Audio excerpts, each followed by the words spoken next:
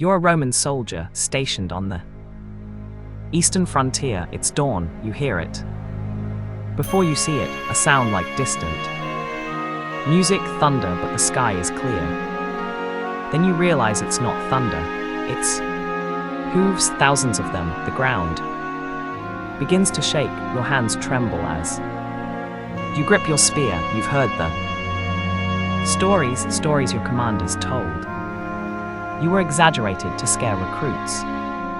Stories about warriors who drink the blood of their enemies, about a warlord who eats off wooden plates while his victims' gold melts in the fires of their burning cities. Then you see them cresting the hill, faces you'll never forget, skulls deliberately deformed into alien shapes, eyes that have seen things you can't imagine, and leading them, a man so ordinary looking you almost laugh until you see what's in his eyes. You're about to meet Attila the Hun, and you have about music 4 minutes to live. In the year 452 AD, the city of Aqua was one of the wealthiest and most fortified cities in the Roman Empire. Its walls were considered impregnable, its citizens felt safe.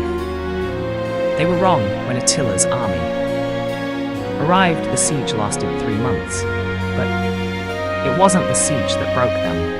It was what happened after, when the walls finally fell. Attila gave an order that would echo through history. He didn't just want the city conquered, he wanted it erased. Every building was to be demolished stone by stone. Every citizen was to be killed or enslaved. Every trace of Aquilia's existence was to be wiped from the earth, and here's the part that should make your blood run cold. He succeeded. Aquila was so completely destroyed that music, for centuries afterward, travelers passing through the area couldn't even tell a city had once music stood there. Survivors, the lucky ones who escaped, fled into the marshes, and music founded a new settlement on the water, where horsemen couldn't follow them.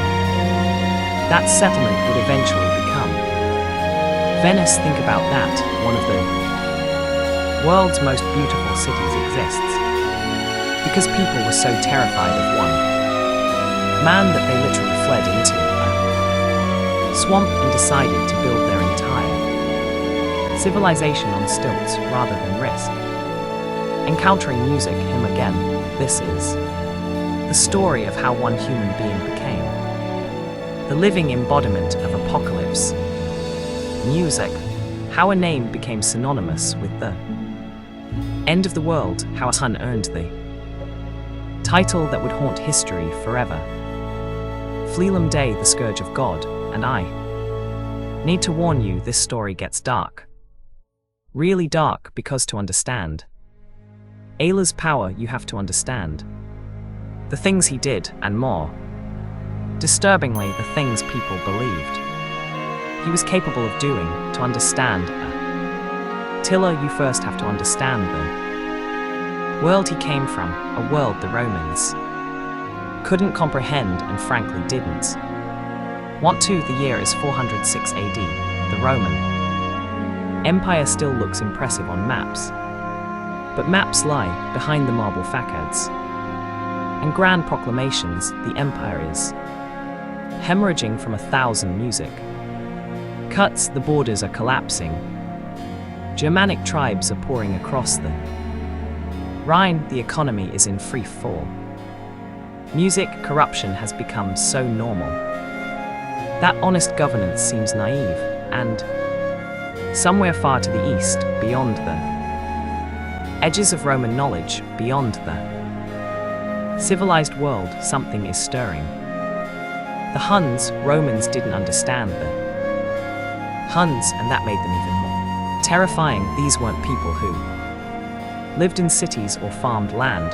They were perpetual nomads, born on horseback, living on horseback, dying on horseback.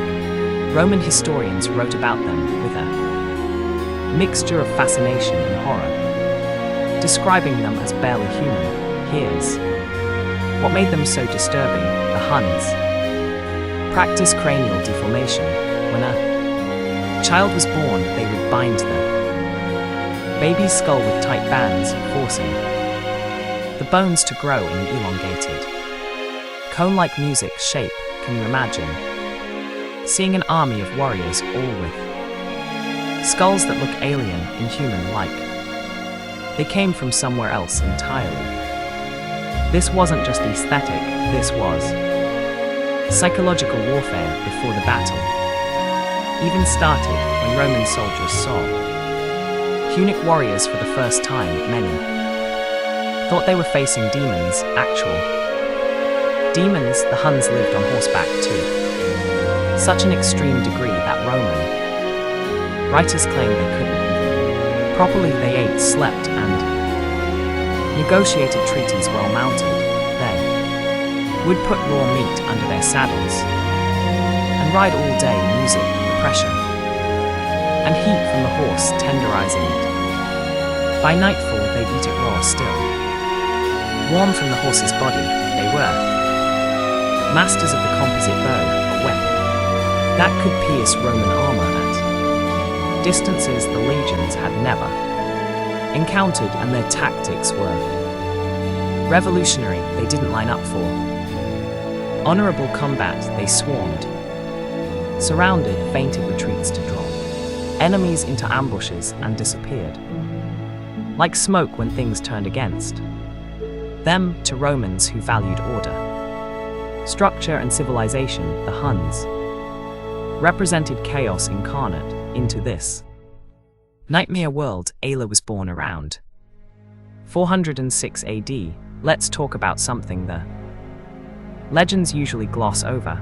Attila's rise to power began with a murder in 434 AD, when the previous Punic leader died. Music power was divided between two brothers, Attila and Blair. For over a decade they ruled together, launching coordinated campaigns against the Eastern Roman Empire, extracting massive tributes of gold. But here's what you need to understand about Attila. He didn't just want power, music, he wanted absolute, unquestioned power. He wanted people to think of the Huns and see only one face.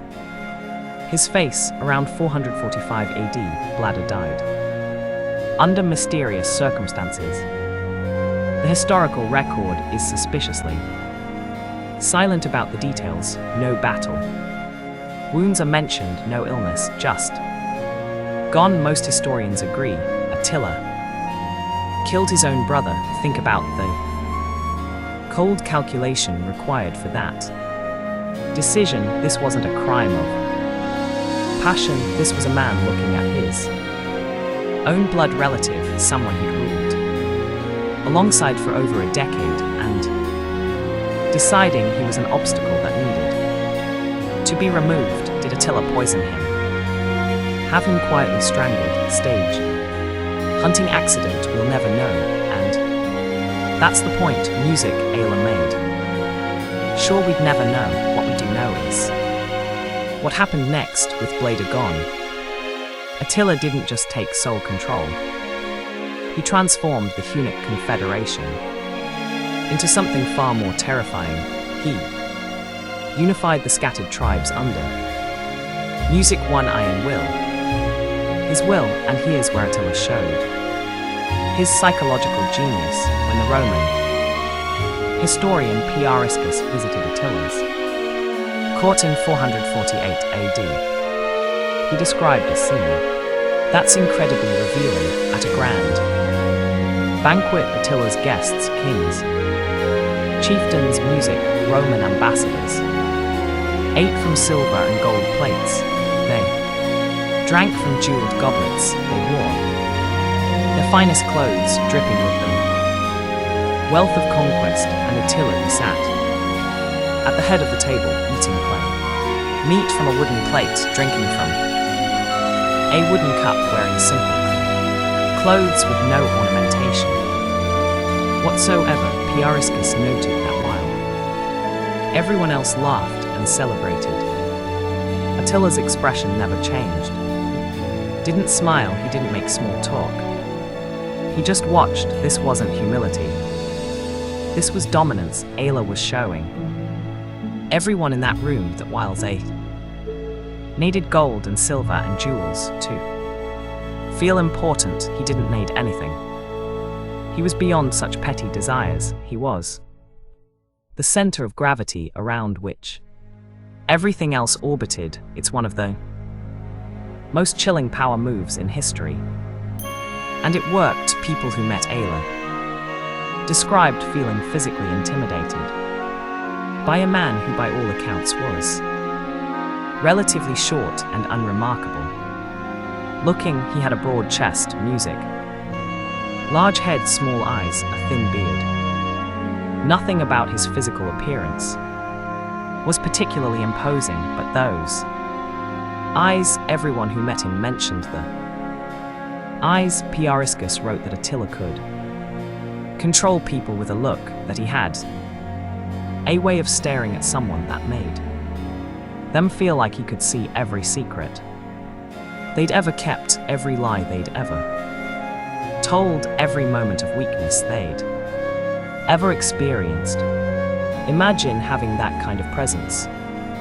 The kind where you could walk into a room full of warriors and kings and, without saying a word, make them all afraid of you if you're captivated by the disturbing psychology behind history's most feared figures. Hit subscribe, it helps us dig deeper into the darkness that shaped our world. Trust me, this story gets even more unsettling. Now back to the music. Monster. Attila's first major target was the Eastern Roman Empire based music in Constantinople. And here's where his strategy becomes truly disturbing. The Romans had a system: pay tribute to the barbarians, keep them happy, avoid war. It was expensive, but it was cheaper than fighting, so they paid the Huns enormous amounts of gold. We are talking thousands of pounds of the stuff just to stay away. But in 441 AD, the Eastern Empire made a fatal mistake. They missed a payment. Attila didn't send a letter of complaint. He didn't open negotiations. He unleashed hell. His army swept into the Balkans like a plague. But here's what made Ayla different from other barbarian raiders. This wasn't about loot, this was about sending a message. The city of Nissus was one of the first to fall. When Attila's forces breached the walls, he gave an order that would become his signature. Total annihilation, not just military targets, everything. Contemporary accounts describe what happened next, and they're almost too horrific to believe. The Huns methodically killed every living thing in the city. Men, women, children, animals. Buildings were burned, wells were poisoned. The city was left as a monument to what happened when you crossed Attila. But here's the truly disturbing part. Years later, when Roman ambassadors passed through the area where Nissus once stood, they reported that they couldn't even approach the ruins. The stench of death was so overwhelming that the entire area was uninhabitable. They found the banks of the nearby river Music still covered with bones. Let that sink in. Years later, the smell of death was still so strong you couldn't go near it. And Nissus wasn't unique. Over 70 cities suffered the same fate. Serica, Philippopoulos, Archidopoulos, each one systematically erased. The Eastern Empire was forced to negotiate. The treaty they signed in 443 AD was one of the most humiliating in Roman history. The annual tribute was tripled. Rome had to create a demilitarized zone. 5 days' journey south of the Danube, any Roman citizen who escaped to Punic.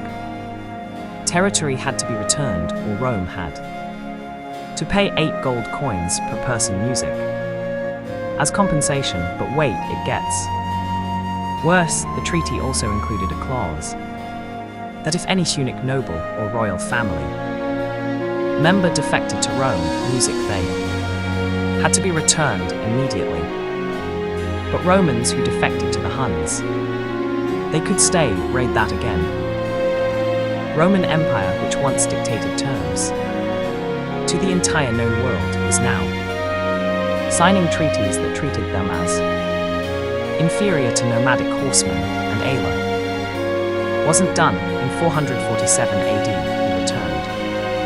This time his army pushed so deep into Roman territory that they reached Music Thermopylae, the legendary site where 300 Spartans had once held off the Persian Empire. The symbolism was crushing the defenders of Western civilization were being pushed back through the very gates where they had once stopped the Eastern Emperor. Theodosius II was forced to negotiate music, an even more humiliating treaty. The annual tribute was raised again. Rome had to pay all the back tributes they supposedly owed, and they had to evacuate music even more territory. Christian communities throughout the Eastern Empire watched this unstoppable destruction and came to a terrifying conclusion. This wasn't a military campaign, music, this was divine punishment. God was using Attila music to punish them for their sins. They gave him a name that would echo through eternity, Fleelam Day, the Scourge of God, music, the whip of God. And here's the truly chilling part. When Attila heard this title, he loved it. He started using it himself. He understood that if people believed he was an instrument of divine wrath, they'd be too terrified to resist. Why fight against God's will? It was the ultimate psychological weapon, and Attila wielded it masterfully. By 450 AD, Attila had bled the Eastern Empire white. Time to turn west, and his excuse for invasion is one of the strangest stories in history. Dusta Grata Honoria was a Roman princess, music, sister to the Western Emperor Valentinian III. She was also by all accounts miserable. She'd been caught having an affair with her chamberlain, and as punishment, she was being forced into an arranged marriage with a senator, a loveless political union designed to keep her under control. In her desperation, Horia did something extraordinary. She sent her ring to Attila the Hun with a letter, music, begging him to help her escape the marriage. Now a normal person might have sent a polite letter back, maybe offered some diplomatic assistance. Attila saw an opportunity. He declared that Horia had proposed marriage to him, and as his bride, she was entitled to half of the Western Roman Empire as her music dowry. Let's be clear, this was absurd. Everyone knew it was absurd. Honoria's letter was a plea for help, not a marriage proposal, but that didn't matter. Music. Attila had his justification for war, and he was going to use it. When the Western Emperor refused, Attila mobilized the largest army he'd ever assembled. Contemporary sources claim 500,000 men, though modern historians think the real number was probably between 100,000 and 200,000. Still, it was massive. In 451 AD, they crossed the Rhine into Gaul. The campaign was devastating. City after city fell. Metz music was completely destroyed. allegedly burned to the ground on Easter. Sunday rhymes music fell, Strasbourg. Fell, the Huns pushed deep into Gaul. And it looked like nothing could stop them, but here's where the story takes a turn. The Roman general Attila, a man who'd actually lived with the Huns as a hostage in his youth and understood how they fought, managed to forge an alliance with the Visigoths, two enemies. United by a common threat, music, they met Attila's forces at the Catalanian plains in June 451 AD. The battle that followed was one of the bloodiest in ancient history, ancient sources claim. Music anywhere from 165,000 to 300,000. Casualties, though modern historians think these numbers are exaggerated. Music, but even conservative estimates put the death toll at over 50,000. Let me give you a sense of what this battlefield looked like. It wasn't like modern warfare with clean lines and clear objectives. This was a churning, chaotic mass of bodies, men hacking at each other with swords and axes, horses trampling the wounded. The Visigothic king, the Eudorici music, was killed in the fighting. His body was later found trampled under the hooves of horses. The battle raged all day as night fell. Both sides were exhausted, bloodied, and horrified by what they'd done to each other. Attila withdrew his forces to his camp and prepared for a last stand. According to legend, he had a funeral pyre built from the saddles of horses, planning to throw himself on it rather than be captured if the Romans breached his defenses, but the attack never came. Arters, for reasons historians still debate, didn't press the advantage.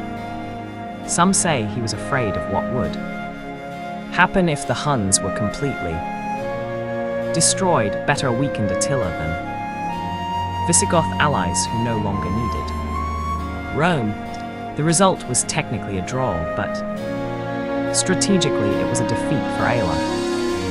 His aura of invincibility was broken for the first time in his career, being forced to retreat. But if the Romans thought this meant Attila was finished, music, they were catastrophically wrong. A wounded animal is the most dangerous animal, and Attila was wounded, not in body but in pride. In 452 AD he invaded Italy, and this campaign was personal. Aqua was the first major target. Music, it was one of the richest and most fortified cities in the empire. The siege lasted 3 months, and the city's defenders were confident they could hold out indefinitely. Then one day Attila was observing the walls when he noticed storks abandoning their nests on the city's towers, flying away with their young. To Attila this was an omen. Even the birds knew what was coming. He ordered one final massive assault. The walls were breached, and then Attila gave the order that would define this campaign, erase it. What happened next wasn't a sacking, it was a deletion. The Huns killed systematically. Men were butchered, women and children were enslaved or killed. Buildings were demolished stone by stone. The wealth of the city, gold, silver, precious goods, was taken. Everything else was destroyed. When they were done, Aquila didn't exist, not as ruins, not as a ghost town. It was gone. Survivors fled into the marshes and lagoons of the Adriatic coast. They waded into the water, carrying what little they could save, and began building a new settlement on the islands. They drove wooden piles into the muddy bottom and built their homes on platforms above the water. They figured horsemen couldn't follow them. They were right. That settlement would eventually become Venice, one of the world's most beautiful cities, born from absolute terror, but Attila wasn't finished. His army swept through northern Italy like a scythe. Padua fell, Verona fell, Milan fell. Each city brought more loot, more slaves, more terror. The Roman Emperor Valentinian, Roman III, fled from Ravenna to Rome.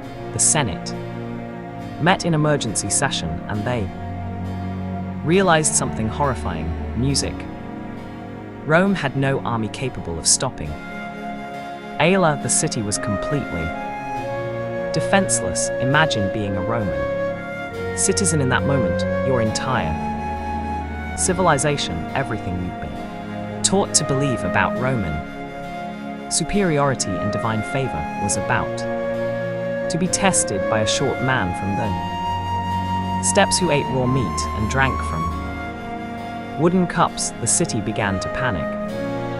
Rich families packed their valuables and fled south. Temples filled with people praying for divine intervention.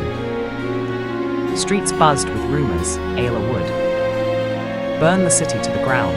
Music. He would enslave everyone. He would turn Rome into another Aqua, a blank spot on the map. And then something strange happened. With no army to defend Rome, the Senate music made a desperate decision. They sent a delegation to negotiate with Attila, but they didn't send a general or a politician. They sent Pope Leo I. The two men met near the Mink River in northern Italy.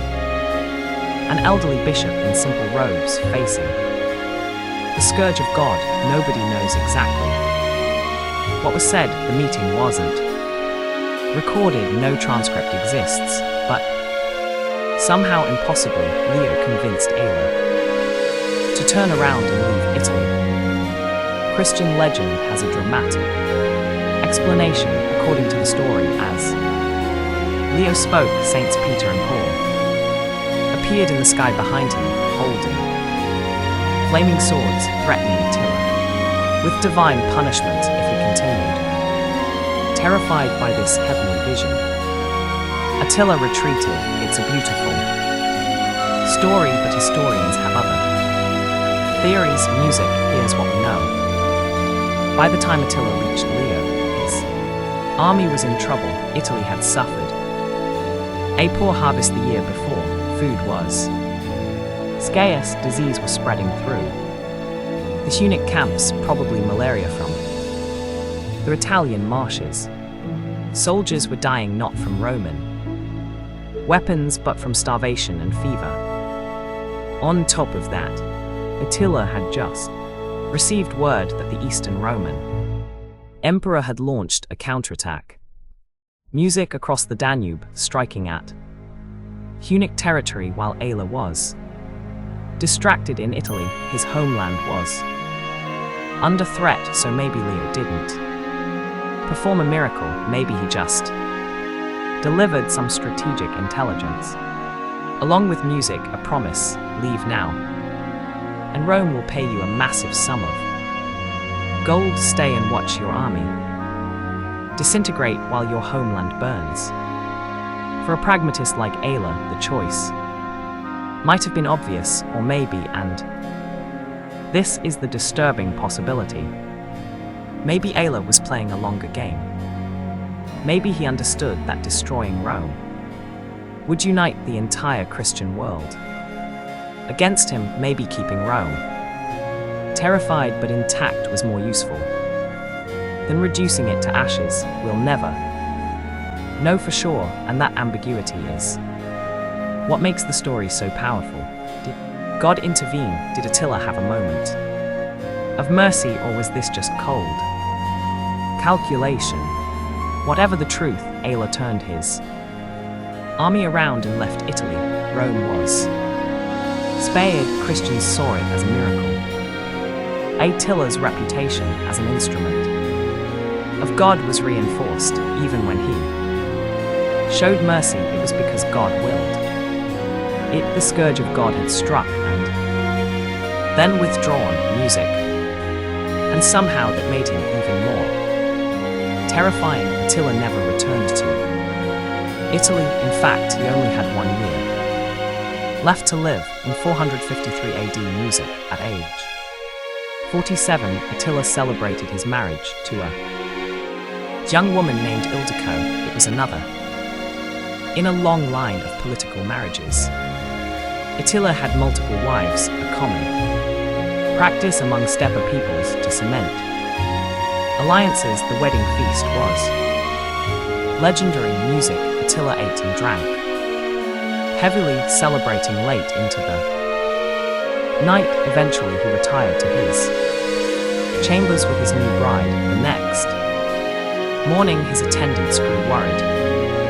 Attila should have emerged by dawn. He was always an early riser, but the chamber door remained closed. Music knocked, no answer. They called out, silence. Finally they broke down the door. Inside they found they were dead. Ildo was sitting in the corner, terrified, weeping, and Attila was lying in a pool of his own blood.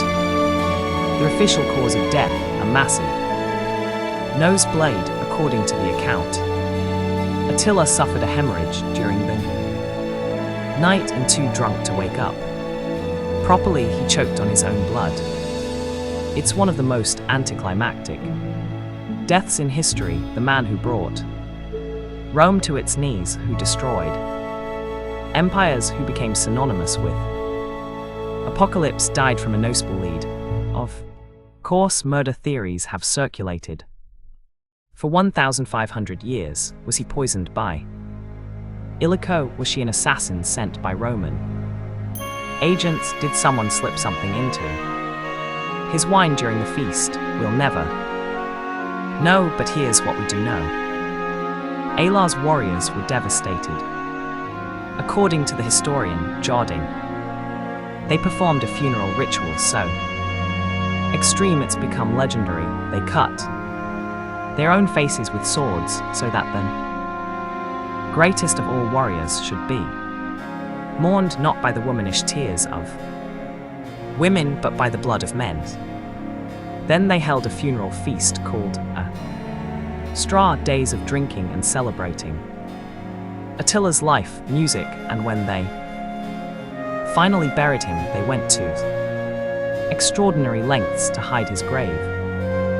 Legend says they buried him in a triple coffin, one of gold, one of silver, and one of iron. Each layer represented the treasures he'd taken from the empires he destroyed. Then they buried the coffin in secret, possibly in a riverbed that was temporarily diverted, and to ensure the location remained secret forever, they murdered every slave who dug the grave. To this day, despite countless expeditions and millions spent searching, Attila's tomb has never been found. Attila's death was the death of the Hunnic Empire. His sons elect Dengitic and tried to divide power themselves. It was a catastrophic mistake. The empire that Attila had held together through sheer force of will immediately began to fracture.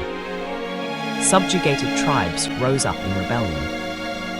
The Battle of Nadau in 454 AD saw Attila's own son Elak killed as Germanic tribes overthrew Hunnic dominance within a single year. The empire was gone. The Huns who'd held the world in terror simply disappeared. They were absorbed into other tribes, scattered across the steppes, forgotten.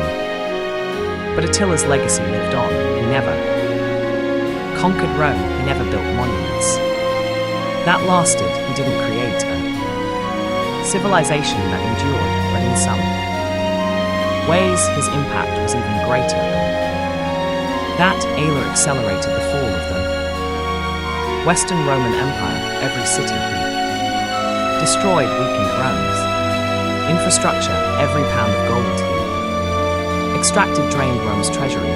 Every humiliating treaty eroded Rome's authority, and every wave of refugees fleeing his armies crashed against. Rome's borders destabilizing everything.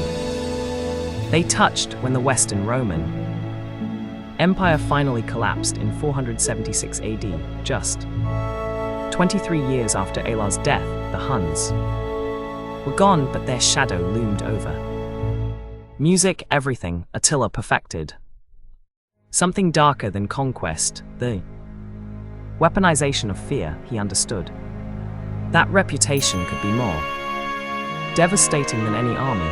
That psychological terror could accomplish what weapons alone never could. That sometimes the threat is more powerful than the action. 1500 years later, his name is still synonymous with destruction when we want to describe someone as barbaric, ruthless, unstoppable. We call them Attila the Hun. He lives forever in our nightmares. And maybe that's the most disturbing part of all. The man is long dead, but the terror he created never died. It just waits in our collective memory, reminding us how fragile civilization really is, how quickly order can collapse into chaos, how one person with enough will and ruthlessness can bring the greatest empire in the world to its knees. Sleep well tonight, and remember, everything you consider permanent isn't. You've just witnessed how a single human being became the embodiment of apocalypse. If you want more stories that expose the terrifying fragility of everything we take for granted, subscribe to Crimson Historians. Hit that notification bell, because the next story we're uncovering goes even darker. We are diving into the Mongol Empire's punishment rituals that made Ala look merciful. Trust me, you won't want to miss it. Thanks for watching, and remember, history doesn't repeat, but it definitely rhymes.